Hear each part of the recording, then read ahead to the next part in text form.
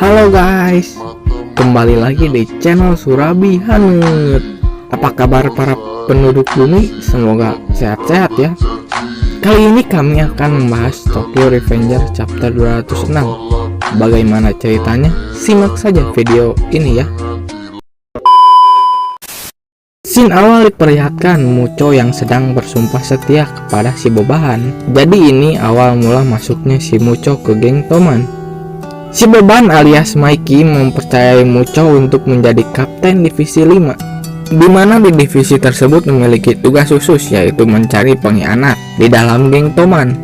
Suatu ketika si Boban meminta Mucho untuk menerima bocah bernama Sanju karena dia selalu bikin masalah dan divisi lain sudah tidak sanggup mengurusnya.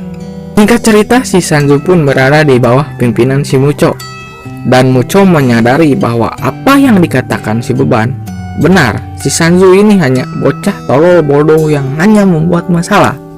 Si Mucho pun berkata ke si Sanju, "Kau tidak merasa nyaman bukan? Dan aku sama saja." Di sini terungkap bahwa si Mucho sebenarnya tidak nyaman karena Toman ini geng yang terlalu lembek, berseberangan dengan sifat dan kesukaan si Mucho yang lebih nyaman melakukan kerusuhan, persis seperti sampah masyarakat pada umumnya. Lalu diperlihatkan Mucho dan Sanju sedang bermain shogi atau catur Jepang sambil ngegibahin si Baji, karena si Baji ini tidak pernah mendengarkan perkataan si Boban dan selalu membawa masalah. Si Mucho pun heran kenapa si Boban malah cuek soal masalah si Baji ini.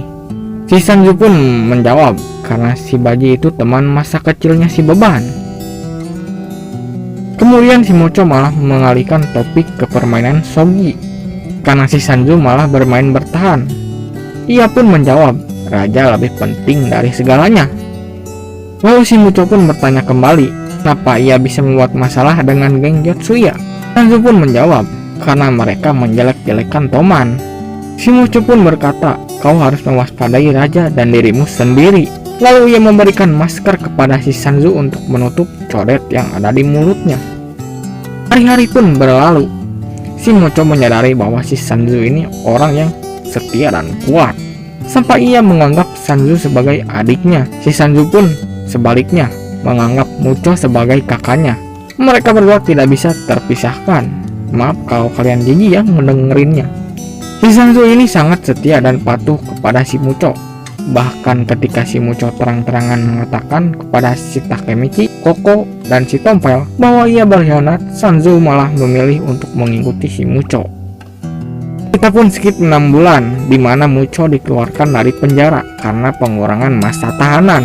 Ia langsung dijemput oleh si Sanju. Sanju pun membawa Mucho ke Teluk Yokohama di mana insiden Kanto terjadi. Lalu tiba-tiba si Sanju membacok si Mucho menggunakan samurai legend bekas bapaknya tawuran pada masa STM. Di sini terungkap bahwa selama ini si Sanju hanya bersandiwara. Dari saat mereka bermain shogi, ia mengetahui bahwa si Mucho ini sebenarnya pengkhianat Toman sesungguhnya. Ternyata si Sanju ini tetap istiqomah dalam pendiriannya bahwa pemimpin lebih penting dari segalanya. Kemudian ia membacok lagi si Mucho menggunakan katana legendnya. Si Mucho pun mengucapkan kata-kata terakhirnya, jadi ini ganjaran dari pengkhianatanku. Malaikat Israel udah mau nyabut nyawamu, bukannya sadat malah ngeselin hidup.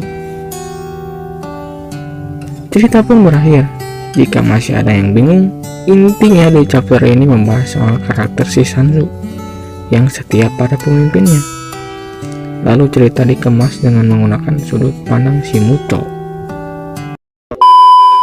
Okelah, cukup sekian yang dapat kami sampaikan. Jangan lupa jika kalian suka dengan video kami, bisa diklik like dan subscribe-nya ya.